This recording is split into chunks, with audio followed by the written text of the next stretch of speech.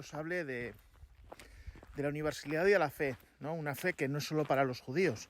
Un problema que tuvieron los primeros cristianos cuando inicialmente pues casi todos los que se convertían pues eran judíos.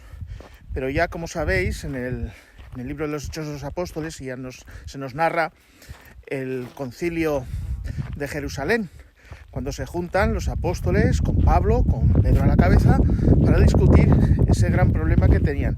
Tenían que obligar a los gentiles, a los que no eran judíos, a primero pues tener las costumbres judías, entre ellas la circuncisión, para que fueran cristianos, o podían ser directamente cristianos, ¿no? Pablo pues les convenció. De hecho, pues a Pablo se le conoce como el apóstol de los gentiles. Pero ya encontramos en el Evangelio esos signos en los que ya Jesús daba pasos, que nos dan esa visión de que nuestra fe, lo que decimos cuando afirmamos que somos Iglesia católica, católica significa universal, para todas las personas. Bien, pues vemos en el Evangelio que Jesús tuvo contacto con extranjeros y en ellos llevó incluso a afirmar claramente que reconocía que tenían fe, ¿no? Que los admitía. Aunque al principio, pues por ejemplo, en el milagro de la hija de la cananea, una madre que se acerca a Jesús a pedirle que curara a su hija, y Jesús inicialmente, ¿no? Con ese estilo del judaísmo que tenían de los judíos somos el pueblo de Dios y los otros son los extranjeros con los que no tenemos que tener relación, pues vemos cómo Jesús se niega.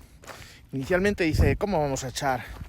¿Cómo vamos a alimentar a los perros, ¿no? Como decimos nosotros en España en castellano, dar margaritas a los cerdos. No, pues los judíos no podían admitir, y Jesús como judío pues inicialmente, que a un extranjero pues se le ayude, se le haga un milagro. Pero esa madre, ¿no? Igual que cualquiera de nuestras madres, igual que nosotros si tuviéramos hijos, pues por nuestros hijos lo que sea, ¿no? Señor, ten piedad, tu hijo de David, ayúdame, yo sé que puedes, ¿no? Y viendo esa asistencia, pues reconoce esa fe que tiene esa mujer cuando le pide ayuda para librar a su hija de un demonio, y vemos que finalmente pues hace ese milagro, ¿no? Lo importante no es el milagro, sino lo importante que nos está diciendo ese pasaje es que Jesús ya está haciendo esas muestras, que incluso en el Antiguo Testamento encontramos pues esas muestras, ¿no? De cómo Ruth, por ejemplo, la moabita, se acerca a la fe por esa relación que tiene la familia, ¿no? Y abandona su pueblo, y abandona sus costumbres, su cultura para hacerse judía, ¿no? La reina Esther. Hay un montón de personajes, incluso ya en el Antiguo Testamento pues vemos cómo ya se afirma, Isaías mismo también afirma pues esa universalidad, ¿no? En torno a ti postraré a todos los pueblos vendrán a ti, ¿no? Les está diciendo ya a los judíos que sí, que son el pueblo elegido, pero que Dios, a través de esa relación, de ese pacto, hará pues lo que celebramos nosotros en ese Nuevo Testamento, ¿no? Esa nueva alianza en la que decimos que Dios ya no es el Dios del pueblo, sino que es el Dios Padre que nos quiere, Dios Padre de todos. Eso es lo que significa universal. Pablo y Silas, estando en la cárcel, hubo un terremoto y se escaparon. No se escaparon, se quedaron en la cárcel.